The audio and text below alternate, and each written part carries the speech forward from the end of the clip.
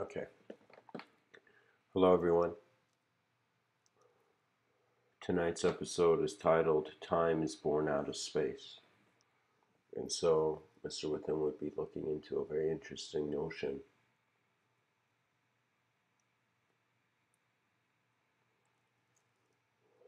that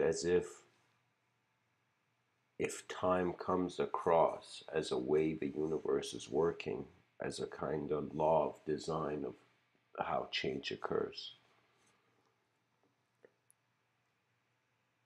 it seems that the intelligence of a room comes from outside of that room. That means we see that we build a house, then we go in the room of that house. But if we find ourselves in the room, then who built the house? And we see how in earlier, how in our ancient history, mankind's mind kind of, dabbled with the thought of higher beings. And so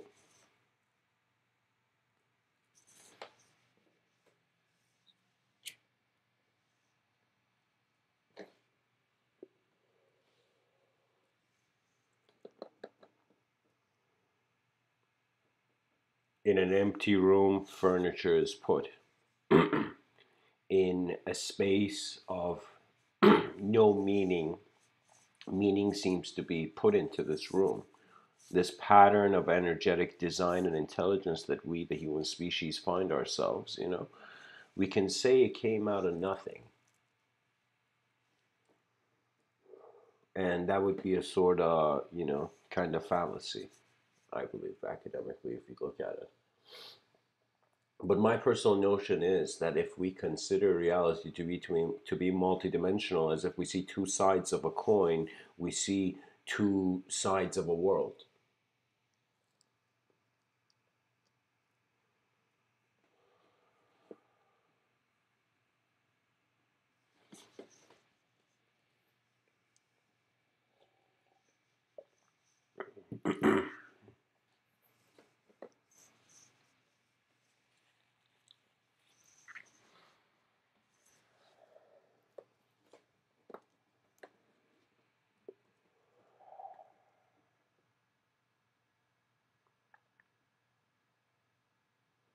Let's begin from here. A child is born. This child begins experiencing reality, what it will later on call reality.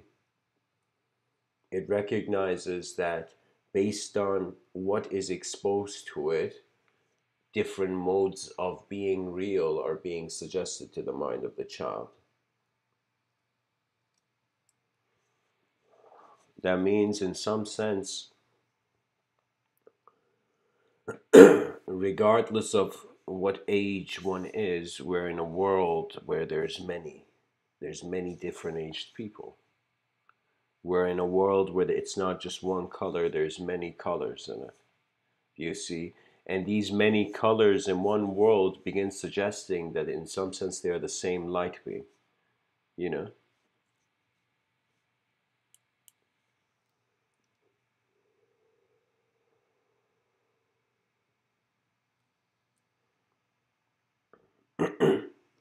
Plato has this nice quote. He says, "Time is the moving image of eternity."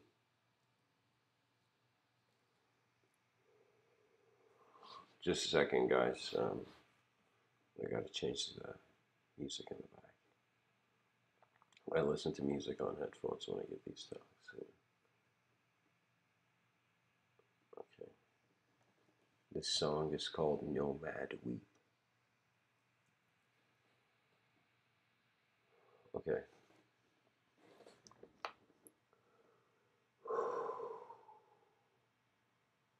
Pretty much, guys. I don't know how to explain it. What inspired me to give this talk was I was looking at the concept of space. Then I wondered if out of space was born an idea. And then this made me think of the ancient concept, how in ancient times they acknowledged, Mother Earth, Father Time. I thought, what if it was Father Time, Mistress Space, or Mother Space? Do you know what I mean? Like the whole notion of it being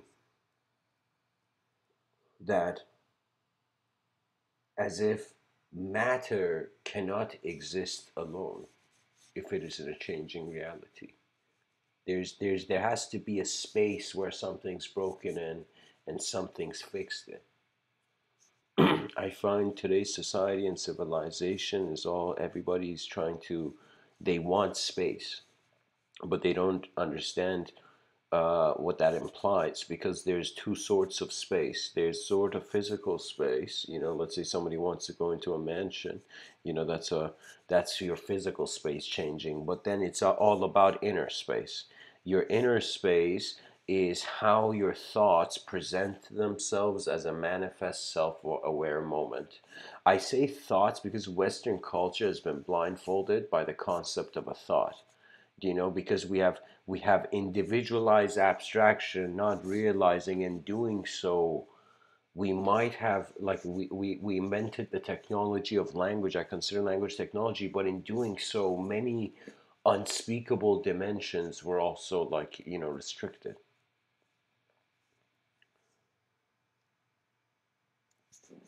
That means one, in today's world, one has to attain a sort of comfort with communication.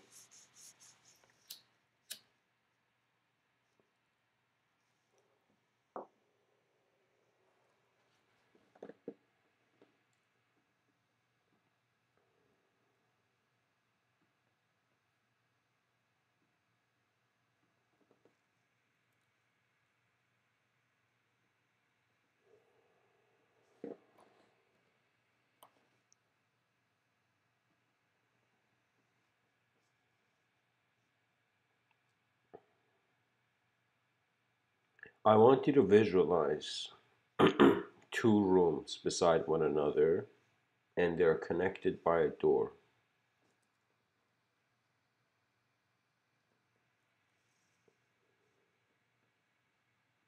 What I mean by that is there's a door between the two rooms.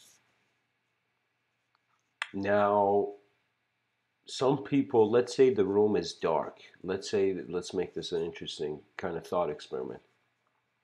Let's say there is a person in a dark room, and he puts his hand on the walls. He doesn't know how he's there. He puts his hands on the walls, and he goes and he begins to suddenly hit, like it's all wall, wall, wall, wall. Suddenly he touches the texture of the door, and he's like, "Wait a minute, what is this?"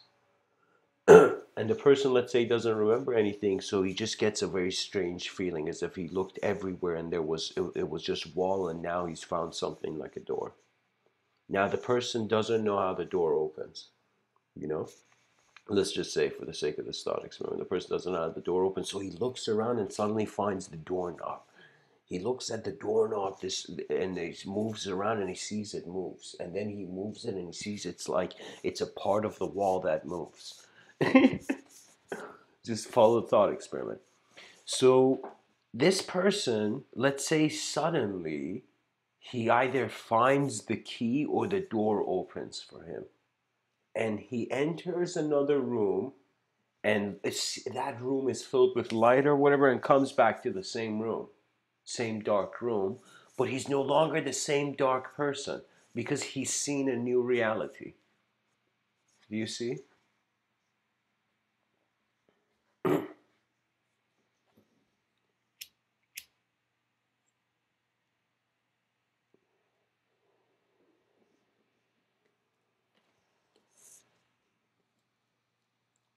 Life is similar.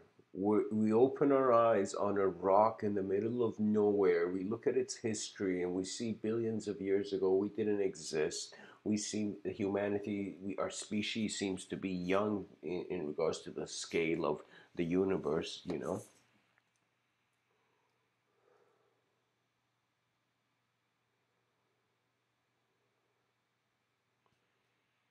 what happens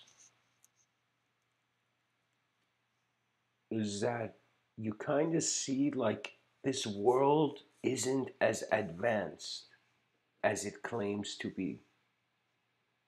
And you realize it doesn't know or doesn't clearly know everything.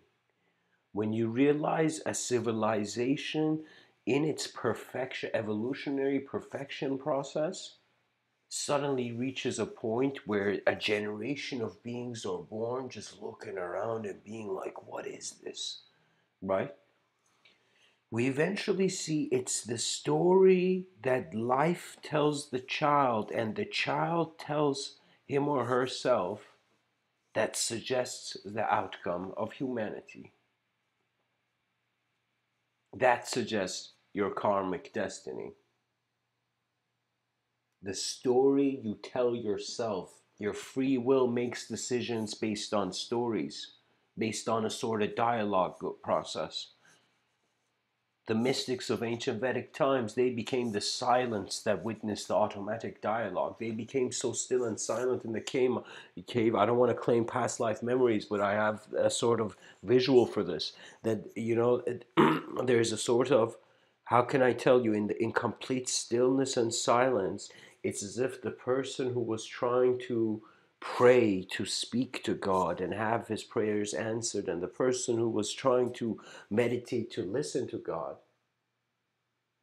suddenly the actions stop.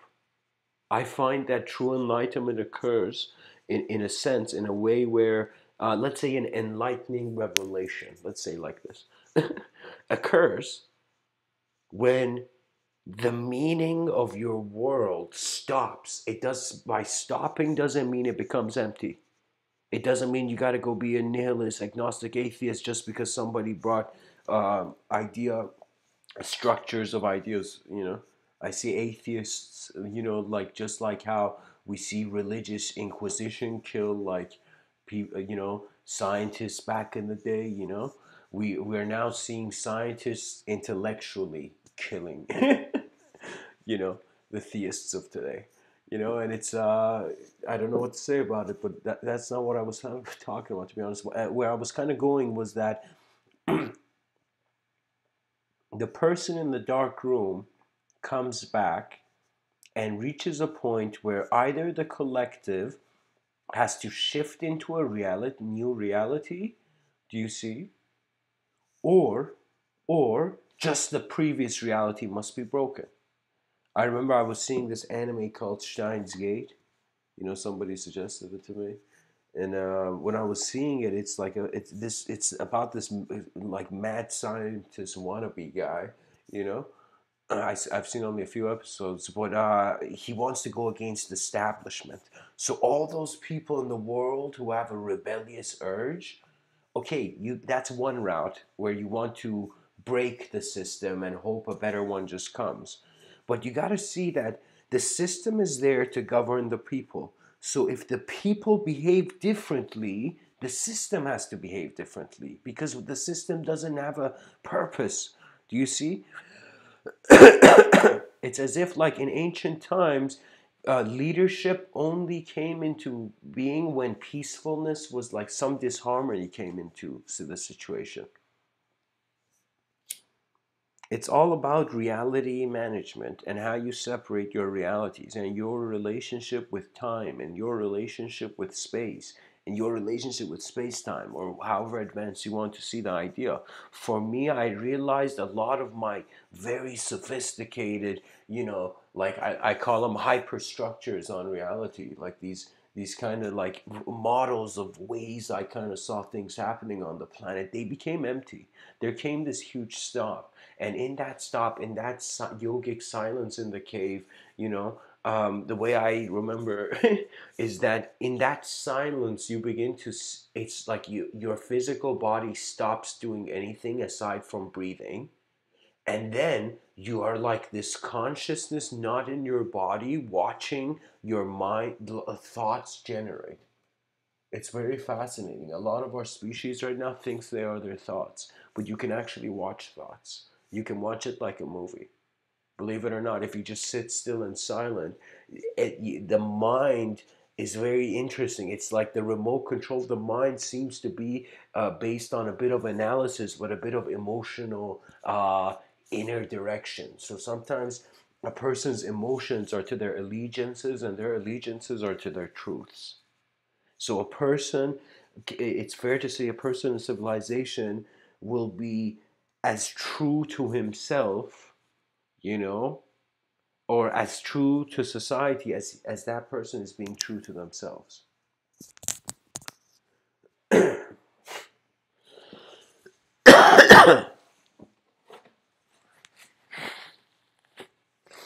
Excuse me, I'm a bit nasally today.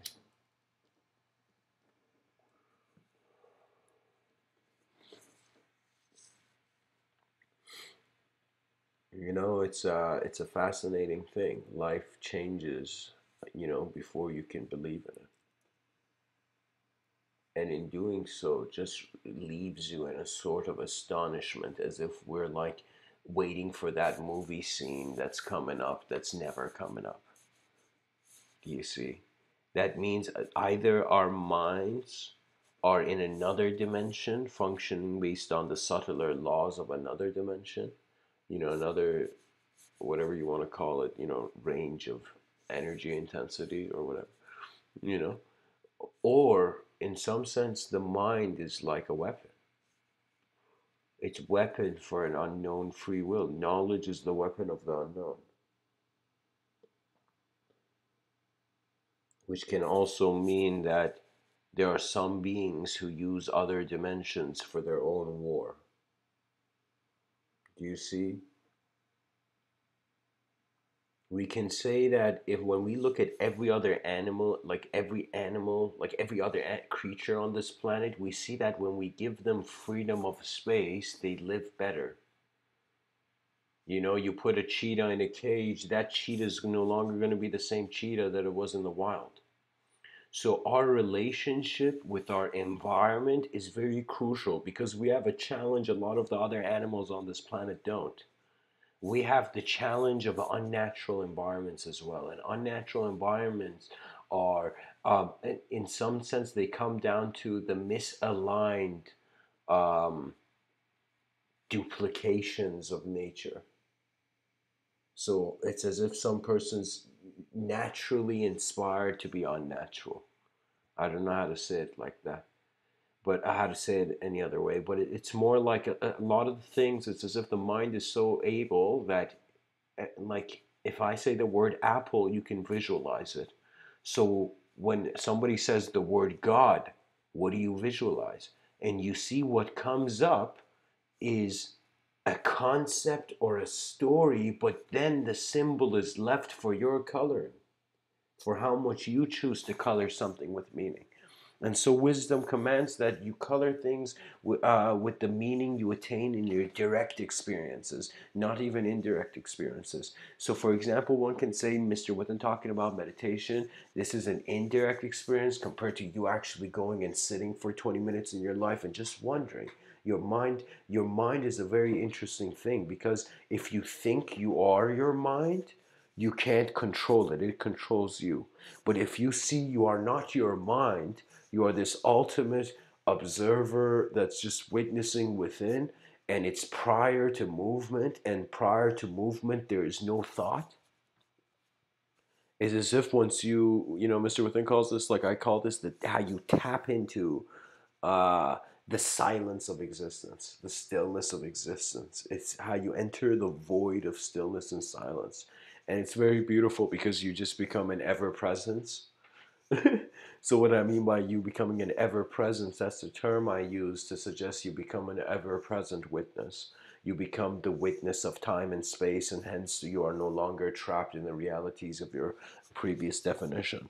The mind has a great ability to advance itself once it becomes responsible for novelty. A lot of people are not being responsible for new moments, and once you become responsible for your new moment, that's when you suddenly, like, you don't have time to think about depression and stress, because the same hunter mentality our species has, the same attention, focus, concentration development it's had evolutionary so far, it's now must move towards the inner realm. So our abilities physically are now being demonstrated for example, in a different language. So for example, like the person had to train for years to become a perfect, martial artist. Now there's some gamer kid who just, just plays the game one day and is like the best person at it. Do you see? So what I'm saying is that life is shifting, or pretty much how you survive this life. If there was some sort of like instruction given to people, it would be just like discover the secrets of your attention and realize why they call it self-awareness. Because you're either a shaped self that has an awareness, or you are an awareness that is shaping self. Or I can say it like this: you are an unshaped self that is shaping your awareness. Do you see? So it can move. Reality can. We have a way through ideology, and I call this like the same infinity we find in mathematics, we find in language. For example, uh, one can infinitely create characters in a story. One can take any pattern witnessed and wonder about its opposite, study its opposite, come up with a new pattern of both integrative sides. And a lot of life is about trying out strategies, seeing the feedback you get from the moment and changing. And at times it's a balance between your emotional self and what I like to call your conceptual self or your subjective self, you know? Because it's very important, because a lot of people get depressed when the idea in their attention, the idea half of themselves changes. When something happens in society, people get embarrassed. I remember I was like in Iran, like as a little kid, like maybe like 9 or something, and like my parents asked me to play the piano in front of, like, I don't know, what was it, like 70 people in this thing, right? So I was just there playing piano, and in my mind I was like so embarrassed, and like, I had that, you know, like young kid nervousness. And years later, I was like, why the hell was I nervous in that moment? If my future self was there, it'd be like, there's no point of being nervous. But that nervousness gave me an appreciation. The intensity of the experience gave me a respect for how it happened. You see? And I don't know how to say this, but when life is cruel,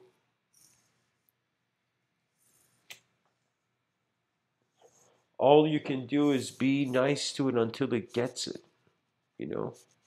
Survival is based on the greatest ideas of our species surviving and then becoming applicable. There must be a sector of society that just is focused on helping great ideas be implemented. There must be a sector of society just trying to find new ideas, extracting from different ideas. There must be teams and groups of people, and I don't know what the hell universities are doing. Universities in the world must all begin having the same manner. Do you see? And it must be a galactic manner. It must be that we are here to study the universe rather than live in our own limited kingdoms of exploration. Do you see? There's a lot of things that can happen. So, for example, all schools, universities must be focused on trying to reduce the poverty level, of the society they're in.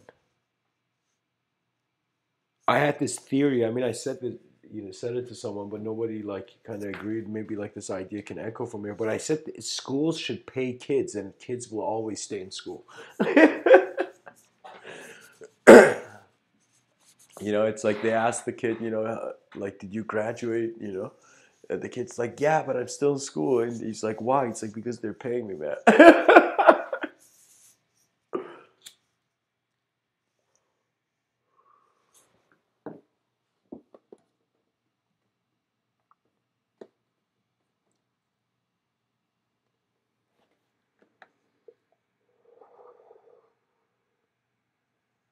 I have no other way for now, at least, to share aside from this observer method of going within.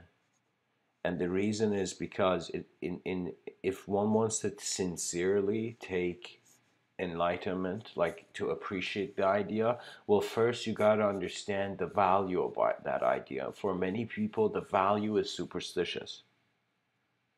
But for some people, the value is a sort of level of clarity that wasn't attained before. As if imagine somebody came up to you and said you could have $1 million, you'd be like, yeah. So imagine somebody came and said you would have million levels of clarity, you know. You'd be like, yeah, man, I want. So the idea is that because in clarity there comes greater self-awareness, thus greater wisdom, thus better decision making, thus greater universal alignments. You're flowing with the Tao more. Anytime I have a problem, I honestly blame it on my own bad ideas, you know. I remember reading a very nice quote that kind of was explaining mastery, and he says the master has failed more times than the novice has ever tried. Do you see? And I realized if I was to consider, like, in this life, how to be myself, like I'm just talking for myself, right? I would realize I would know it better than anybody else, right? But then if I go to explore this self and I realize it ultimately comes down to a sort of collective presence that's not dualistically separate in any way, eventually one realizes they find the truth, and then the truth gives them a new command. The enlightened truth, it speaks to everybody differently. Not It doesn't make sense if everybody has the same enlightenment, because it's not the same world. You can't have the same enlightenment. You see? And if people feel like there's only one sort of enlightenment, inevitably there is one presence. I will always acknowledge that. But the truth of the implication of why me and you right now can even sit here and talk about other dimensions and spirituality is because the ideas have carried this far. These are the echoes of our ancestors. You know, sometimes I share a lot of quotes in my talks because I want to keep those viewpoints alive for a little bit. You know, I have no idea how long people are going to listen to my talk, how it's going to be. But I realize honestly, you know, there has to come a sincere effort of the civilization wanting to unite enough to just explore greater dimensions. And there aren't just outer dimensions, there are inner dimensions. These inner dimensions lead to unspeakable plateaus and lead to, territories that can totally be described. That means our relationship with multidimensionality is a relationship with a sort of packet of energy. Is a relationship. This whole all these philosophies and all these Mr. Within talks. Do you see? It's kind of like it's very unique for me because, oh man, how would I say it? It's as if all my beliefs and ideas are like a candle just shining bright for a little bit and eventually having to confront a sort of material decomposition. You see, I cannot deny the world the moment when it requires me to the exit reality. I cannot deny it. I know, like because in my dreams, I've had experiences of a sort of death, and in that death, it wasn't a death; it was the death of a reality. It was as if the world died, but not the being. The being continues, you know. And so, if for Western society, life is becoming more like a simulation, they're looking at it and they're like, "Oh my God, what if there's something beyond the veil of the sensory of our senses?" You know.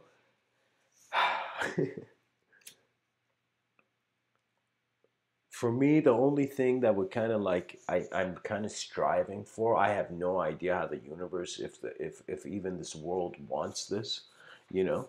But I had in my mind a vision of a sort of kind of school of Athens occurring, a new school of Athens, one of a global kind, right? Where it's the whole idea was to advance all philosophical knowledge, all ideology, just the study of ideology. Do you know the School of Ideology Studies? You know, or I call it the School of Advanced Communication. But Man, this life.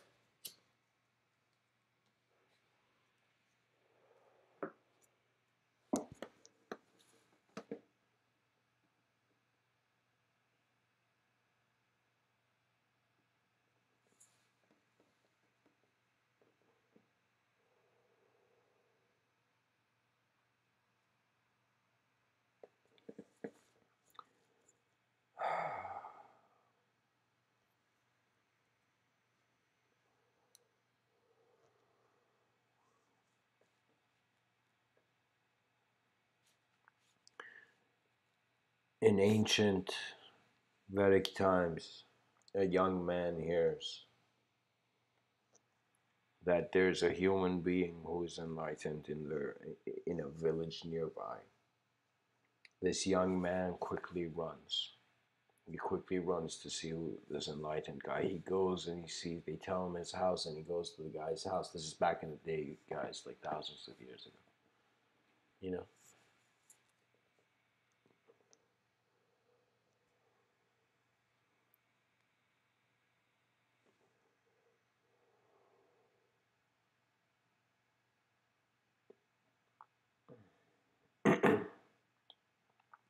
Excuse me.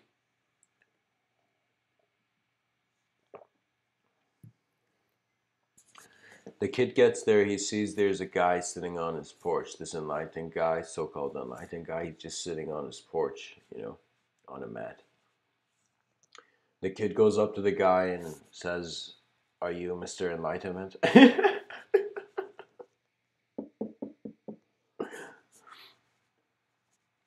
The kid goes there and says, wise sage, kind sir, please tell me the ultimate truth. I have come far, to see you and something, whatever. The kid says something, and the guy, he's just waiting for the guy to respond. And he sees the guy's just staring at him, and the guy is super silent. The guy is just quiet. He has nothing to say. And the kid's like, this is ridiculous. And the kid goes to town where he heard people say like about that guy. He's like, why doesn't that guy says? And he says that guy never speaks. He's that enlightened dude that never speaks. This kid gets shocked. This kid's like, this is how ridiculous. This is the most enlightened being. People call him enlightened, but he never speaks. So the kid goes there every day. He tries to ask a question. The guy eventually, actually not eventually, the guy doesn't respond. The guy doesn't respond. The kid gets angry one day. He's like, man, I've been here weeks. The kid would go there, ask the guy something. The guy's just silent, sitting still. The kid would eventually sit still with the guy for a while and then try again, asking him something, you know?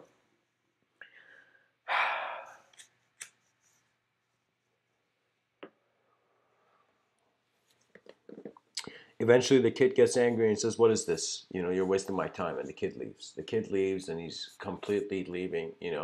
But suddenly on the way, off, like, as he's going, like, he just suddenly gets the feeling he should go back. And he kind of hates himself because he was very rude to the guy. But he's like, whatever, this guy doesn't speak.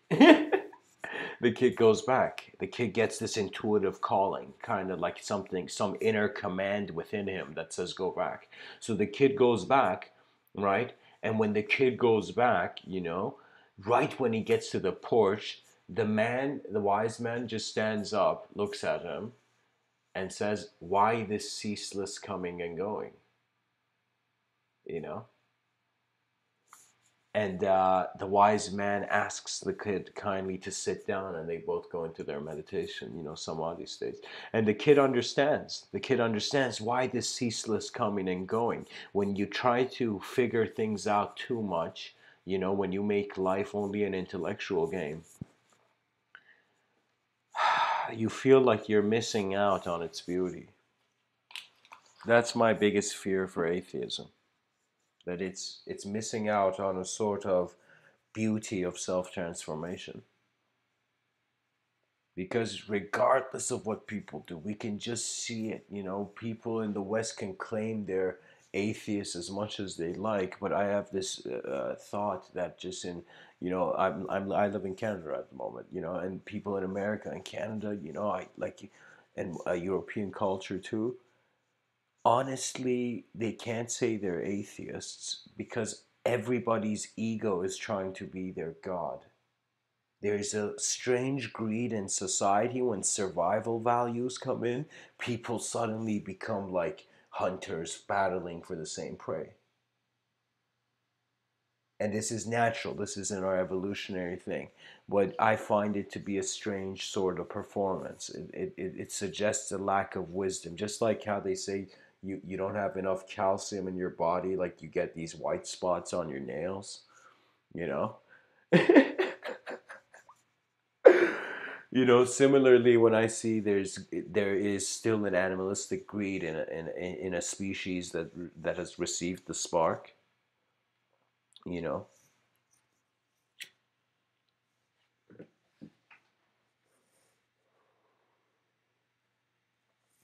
that violence for our species just shows the white spots on the fingernails of this universal sector. We must transcend ignorance, and we must do it on a mass scale. And people are just trying to like get as much as they can from the world to just get by and just try to go into their own inner worlds. This is the tragic thing, that if the whole world became artists, the world would be destroyed.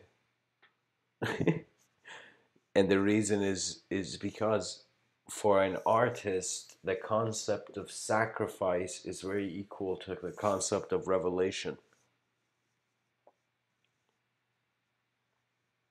That you must use the past to create the future. You must use tools from the past to write that like new book, from a computer or whatever.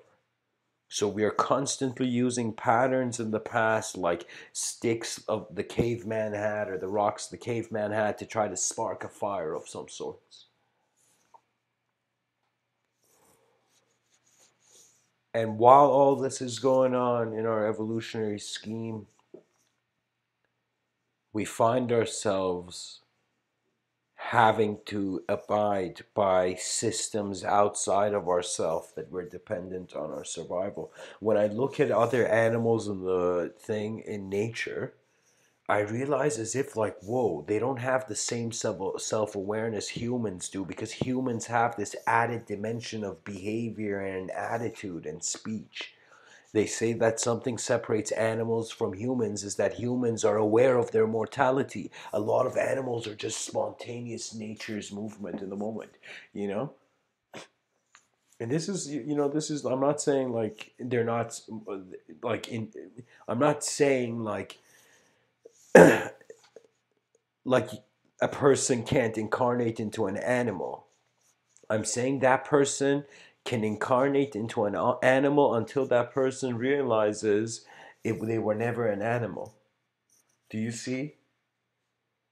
Consciousness, believe it or not, it is sparked. It's literally like a fire, you know?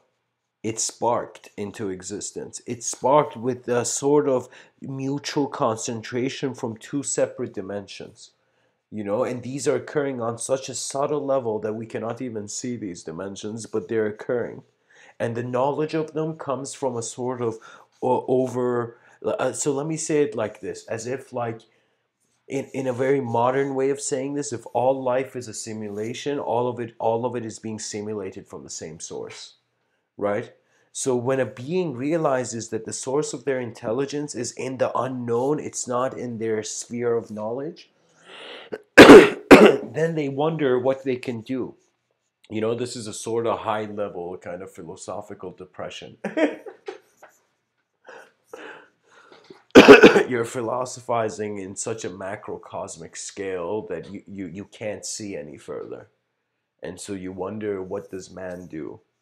And pretty much what man does is it builds tools. And pretty much what's going to happen, the story of life is man builds tools and builds the technological being, and then the technological being recreates the human being, right?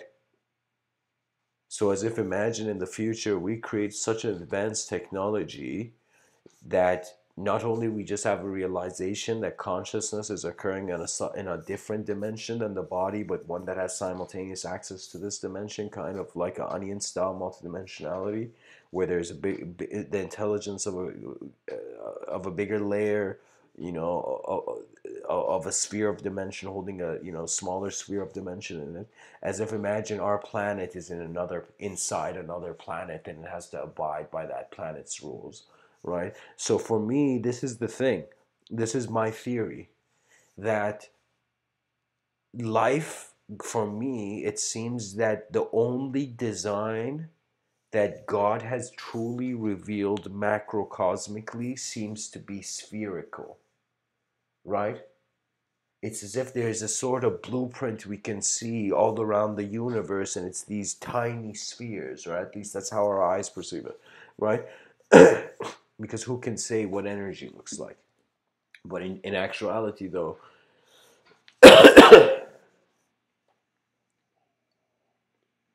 and so I have this theory the whole universe is in a giant sphere. We don't realize it. It's all spheres.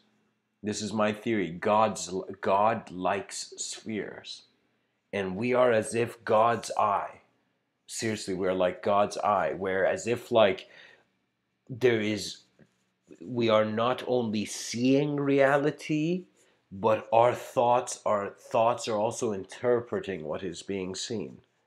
Or in some sense, I could say God's mind is present in the human species in a more advanced way than in other species. But when I say God, I'm not talking about a story-based God. So you know it's kind of like a riddle what I'm saying.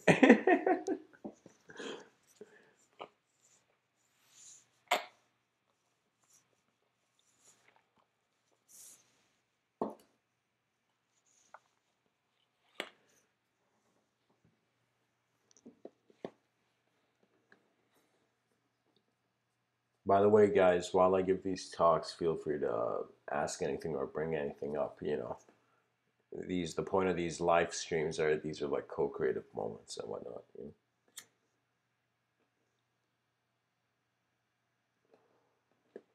Osho has this quote where he says he's kind of like metaphorizing the ego to a snow melting in the morning sun. And so once you realize it's as if the reason people say in many religious traditions purity was a path to God, right? This is seldom said, but in the Islamic tradition, strangely, hygiene is like a path to God, you know? And so, what it means is it's not just outer purity, it's inner purity, which means abiding by the decency of how your existence is present. It's as if you are a being before anybody tells you what this being is. Once you realize that, you suddenly activate your higher self, right? And I've seen this in different people I've talked to throughout this life, that the moment they suddenly see something they haven't seen before, it's as if they tap into a new self, and they appreciate that new self, but they don't say anything, you know, because they don't want to give it an ego.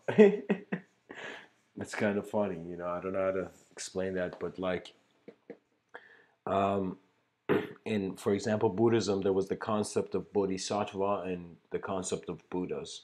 Buddhas were beings who just reached the ultimate. Bodhisattvas were beings who, or let me say it like this: Buddhas were beings who were going from the bottom of the mountain to the top of the mountain, and bodhisattvas are beings who, like, they're coming from the top of the mountain to the bottom of the mountain. That means like Buddhas are beings trying to get enlightened. Bodhisattvas are enlightened beings coming down to the thing, as if like they've gone full circle. They've gone on the ride once before and they've returned. And as they've returned, they begin to realize that a lot of the decency, or what you consider to be your good nature, is actually nature. And you suddenly realize you're living in a world that is animating itself intelligently to a degree that it has given itself a point of free will. In this point of free will,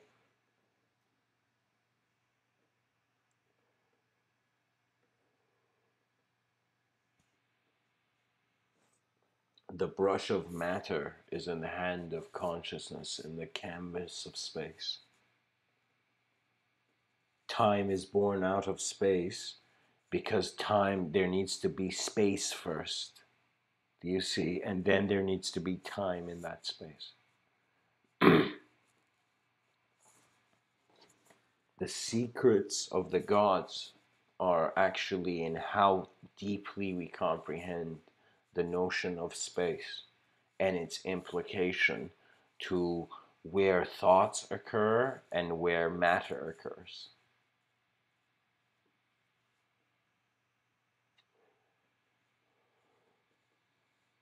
As if what you share with the gods and all beings in all dimensions is a sort of awareness in emptiness. I coined the term. It's like seeing emptiness, but not like you're seeing emptiness. It's like emptiness that sees, as if it's a gaze in space.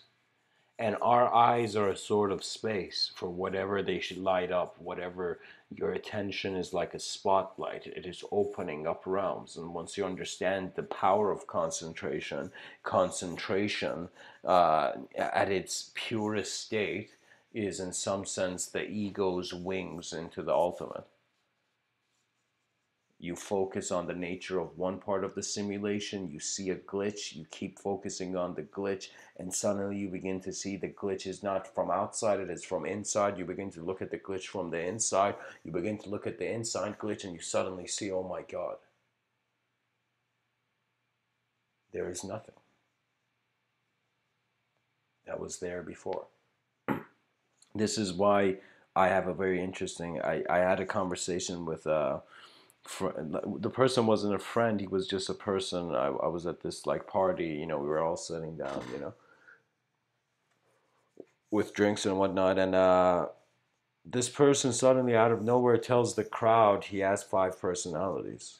You know, it was a very insane actually, you know, kind of night. And the kid says he has 5 personalities and whatnot, you know, and somehow the talk, like a lot was discussed, like deep stuff that night or whatever, you know. Wherever I tend to go, there tends to be a sort of deep atmosphere, you know. People are much deeper than you think, believe it or not. Anyways, this kid brings up the idea that he has different personalities, and then before that, I ask him, "Do you believe you're a soul or not?" And the kid just looks at me. He's like, "Yeah, I believe I'm just this one. I'm one being. I'm a self. I'm a unique self, something like that." Right? The kid didn't say that, but that was his view. And so I was like, "Okay, so do you?" And I asked him, "Do each of your personalities have the same soul or different soul?" And the kid thought about it, you know, and he didn't have an answer.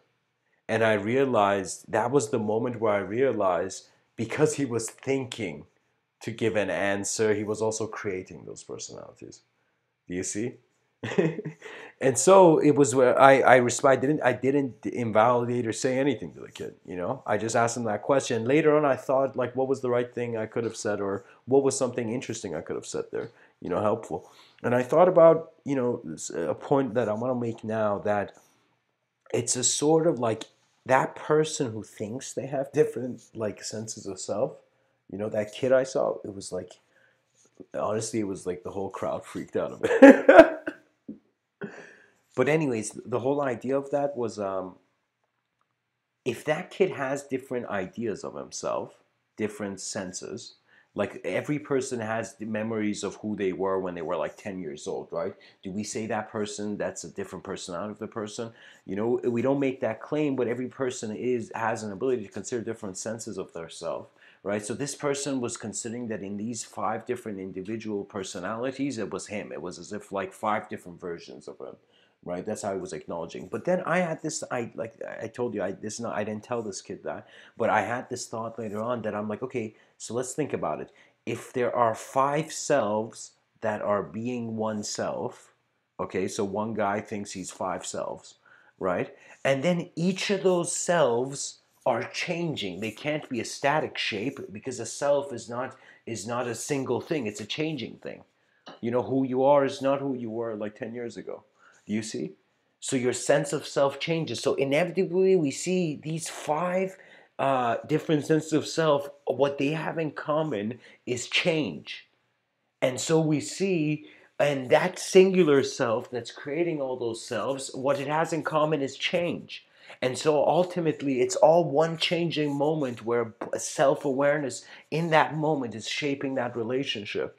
You suddenly realize emptiness is not a destination. It is as it gets a beauty once you see the empty piece of paper where you can write your ideas on. As if something that was abstract you have now, sculpted into written form. You have given it shape.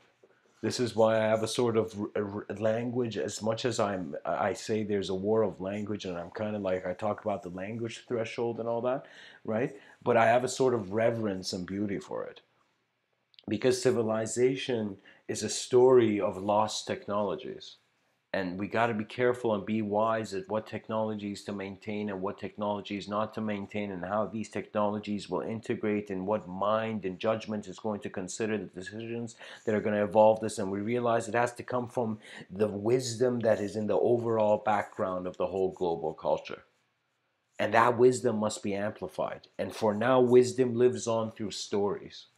you know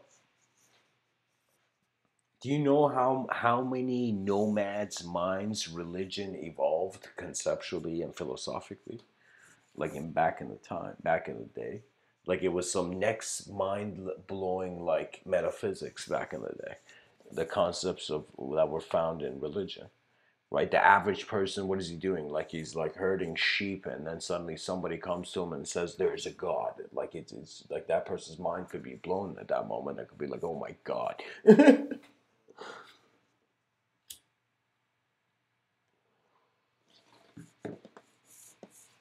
So we have to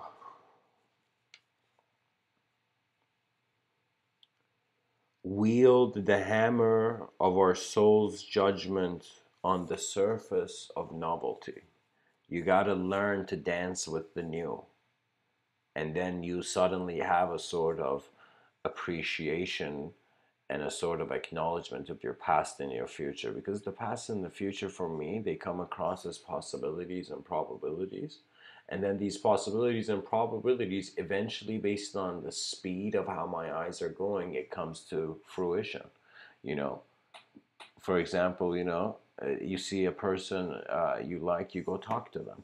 Do you see? And then after you talk to that person, you suddenly get feedback on what their reality is. And for me, this is why I say uh, this is very fascinating. But people can't know each other unless they know each other's minds. And in society, there's a lot of false images of people just floating around.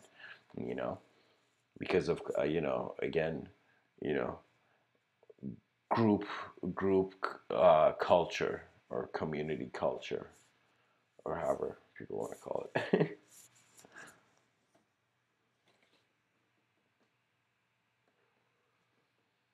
I feel like reading some quotes from Shams Tabrizi. Shams Tabrizi was a sort of guru, like enlightened guru of Maulana Rumi, whose poetry lives on to today. The world knows who Jalaluddin Maulana Rumi is. You know, like in every country, probably there's one guy who knows. And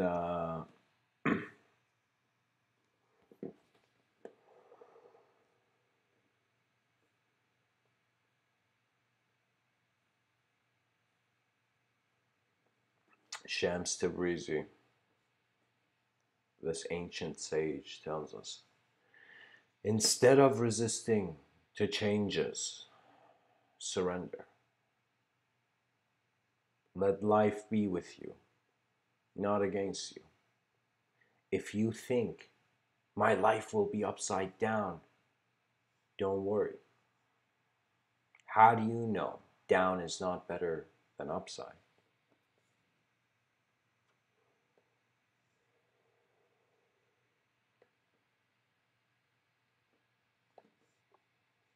I find this quote to have value, the way I at least extract meaning from it, It's as if this man is saying a lot of difficulties in life occur based on our resistance to a sort of thing that's happening currently.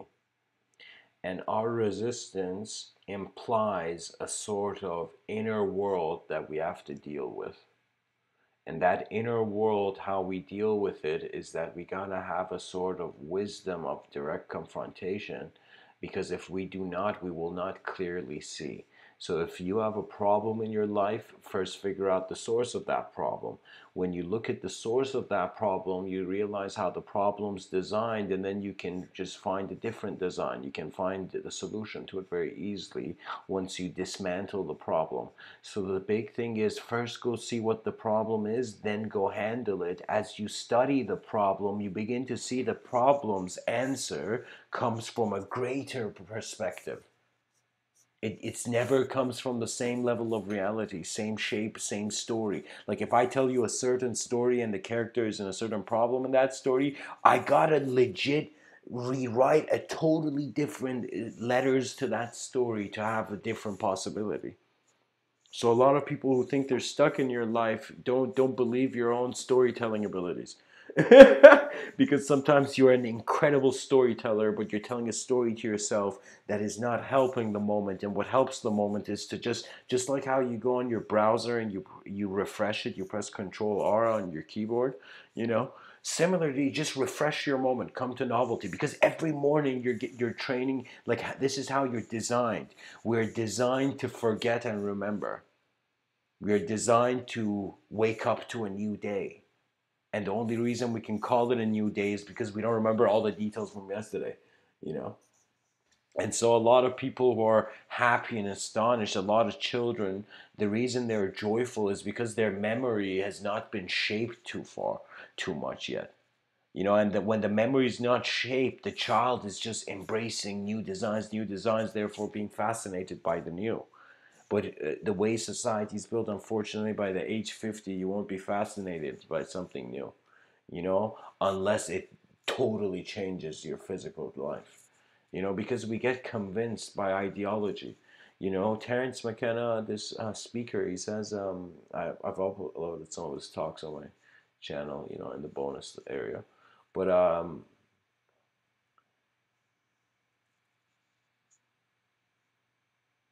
he says, culture is not your friend. Culture and ideology are not your friends. And I thought, what does he mean? And I realized because an ideology can sabotage your identity. This is why a lot of people are going to become agnostics. An incredible amount, because they're going to eventually accept the unknown. They're going to accept that there's a potential of the truth being greater than the eyes of man. Therefore, what is the purpose of man? Is it to, as I believe was it Socrates or Plato? He said, I think it was Socrates, as he said, is it to receive instruction or just to go forth?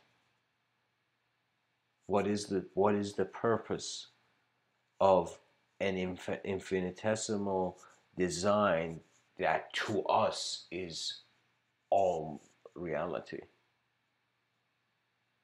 Why has a small part of the universe woken up? Why has a tiny part of the universe become aware that it's in a universe? Why has the spark evolved to this degree? What is the command of this phase of our evolution? What do we require that we're not hearing? Time is born out of space because space is born out of the beyond. And the beyond is as accessible as your own being is accessible to you. The secrets of the universe are within you because you are within this universe and you're made of it too. You know, why do you think Carl Sagan says you're made of star stuff, you're a way of the universe knowing yourself, knowing itself, you know? Why do we find Swami Krishnananda, this man in, you know, in India, you know, saying that religion is a way of God remembering itself? Isn't it similar? Isn't it interesting? We have Carl Sagan saying you're made of star stuff. You're a way of the universe knowing itself, and there we have a man saying, religion is God remembering itself. How profound is the implication of that sentence, that you're remembering a self that is beyond the hamster wheel of heaven and hell, the wheel of karma.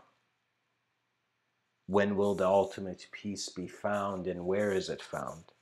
Is it found in an infinitely external, materialistically changing world?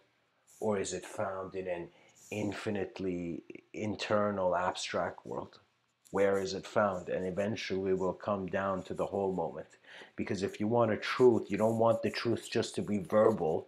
See, like that's such a limited truth. Let's say somebody, like, you don't know what 2 plus 2 is. Somebody comes and says 2 plus 2 equals 4, and your mind gets blown. You're like, oh my God. That's a verbal, limited, linguistic, and abstract, limited abstract truth. But when you realize, if you experience truth, like imagine somebody telling you about like skydiving, and you actually skydiving. When in that moment where you're in the sky, your whole moment is experiencing that truth. It's not just a limited belief. It's not just an idea that you want to wrap on your, you want to put on your, eyes, like a blindfold. In some sense, believe nothing, because everything comes from nothing. And when I say nothing, it's not nothing complete. It's not complete emptiness. It is a sort of inner framework, just like how in a video game, if a character wanted to was sat down and meditated on who it is, that character will realize that the whole program, the whole video game it's in, it's all code. So underneath, like the rock, there's no rock there, it's all code, right? The video game characters will realize that, and then the video game character will realize it's you playing the video game character. So there never was the video character, it's you. And that's kind of that mystical enlightenment like relationship. That's how it comes across. It comes across as a remembrance of a self that was limitless prior to the acceptance of the limited self. And that's it, guys. I feel like what must have been said has been said.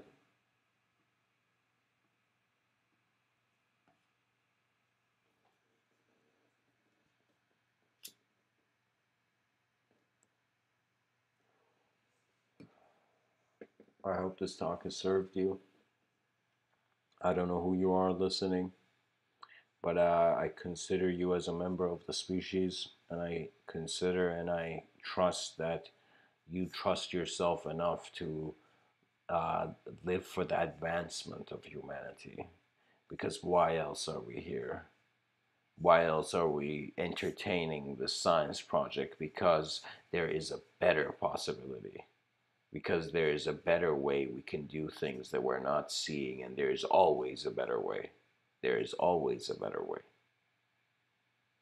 And this was proven to me very simply by this this philosophy teacher on an exam, right? For a bonus question, writes like this question: why? Just the word why, question mark. And a lot of kids at the end of their exam, it's the bonus question, and a lot of the kids write an answer. So one of them writes, because of God. Well, so somebody writes, God is dead. Somebody writes, because of the Big Bang and all this stuff, and da da da da da da da.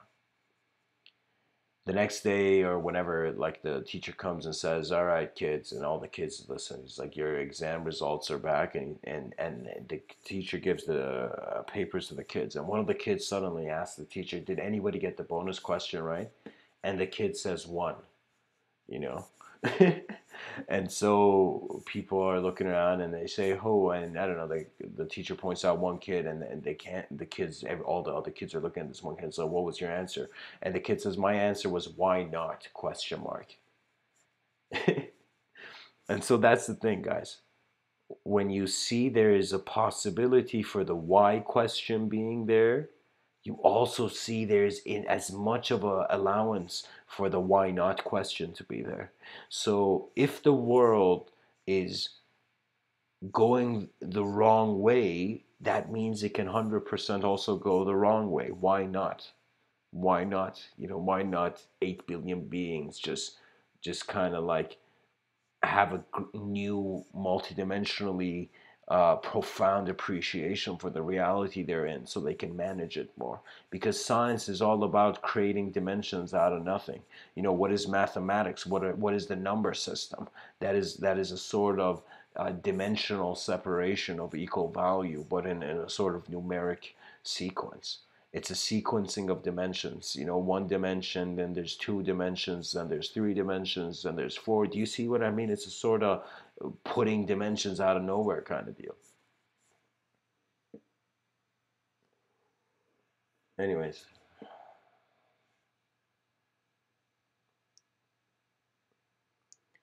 if we see that people are born in a moment and they die in a moment, perhaps the truth is also present in a moment or found in a moment.